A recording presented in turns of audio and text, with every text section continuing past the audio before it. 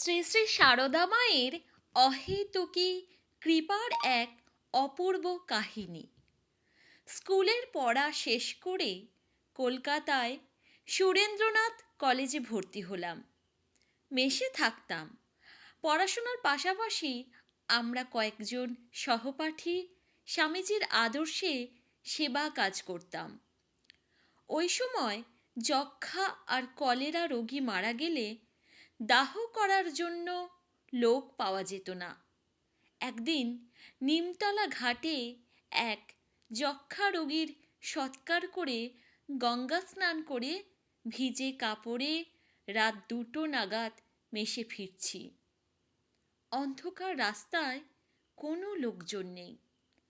স্বামীজির আদর্শে নির্ভীক হতে শিখেছি, কিন্তু সেদিন ওই অন্ধকার রাস্তায় একা আসার সময় কেমন যেন মনে একটা ভয় হচ্ছিল। হঠাৎ মনে হলো কে যেন পিছনে আসছে। পিছন ফিরে দেখি সাদা কাপড় পরা এক মহিলা যেন পিছনে আসছেন, মাথায় ঘোমটা। এত রাত্রে এই নির্জনে মহিলা কোথায় যাচ্ছেন? মনের মধ্যে কেমন একটা আতঙ্ক হলো। দ্রুত পা চালালাম। বেলুর মঠে যাতায়াত ছিল। সেই সূত্রে জানতাম মা সাক্ষাৎ জগৎ জননী। রাস্তায় একজন মহিলাকে ওইভাবে দেখে ভয়ে মনে মনে ঠাকুর ও মাকে স্মরণ করতে লাগলাম।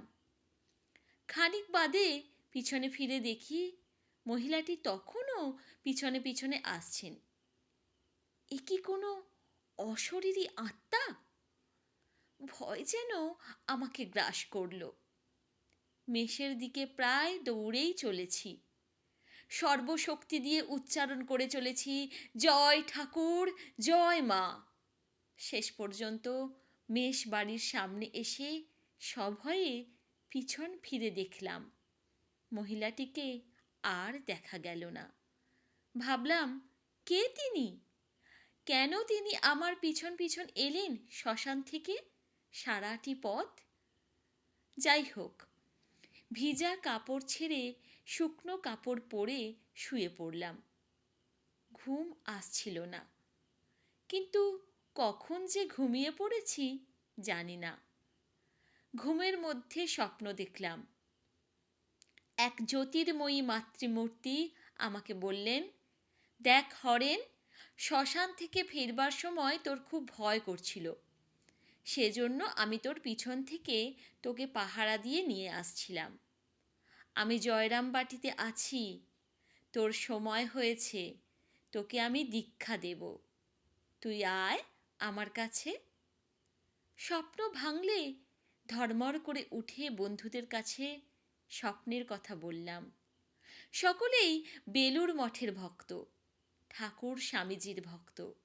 স্বপ্নের কথা শুনে সকলের খুব আনন্দ। একসঙ্গে সকলে বলে উঠল, চল আমরা সবাই জয়রামবাটি যাব, মাকে দর্শন করব।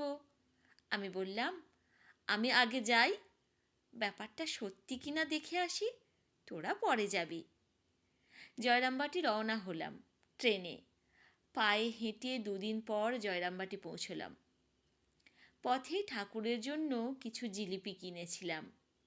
মায়ের বাড়িটি কোথায়, কাকে জিজ্ঞেস করব ভাবছি, এমন সময় একজন এসে আমাকে জিজ্ঞেস করলেন, আপনি কি কলকাতা থেকে আসছেন? আমি হ্যাঁ বলায় তিনি বললেন, মা আপনাকে তার কাছে নিয়ে যেতে আমাকে পাঠিয়েছেন। মায়ের বাড়িতে যেতেই দেখি মা দরজার সামনে দাঁড়িয়ে আছেন। মাকে আমার সেই প্রথম দর্শন। মাথায় ঘোমটা আছে, কিন্তু ঘোমটাটি কপালের ওপরে থাকায় মুখখানি পরিষ্কার দেখা যাচ্ছে। অবিকল সেই স্বপ্নে দেখা মাতৃমূর্তি। কিন্তু এখন আর জ্যোতির্ময়ী নন, সাধারণ মানবী মূর্তি। কিন্তু সে যে কিরূপ তা কাউকে বোঝাতে পারবো না। আমি হতবাক হয়ে তার দিকে তাকিয়ে আছি, কোনো কথা বলতে পারছি না। শুধু সঙ্গে নিয়ে আসা জিলিপির ঠোঙাটি মায়ের হাতে তুলে দিলাম। ভূমিষ্ঠ হয়ে তার পা ছুঁয়ে প্রণাম করলাম। স্নেহ মাখা কণ্ঠে মা বললেন, বসো বাছা, কত দূর থেকে হেঁটে এসেছো, একটু বিশ্রাম করো।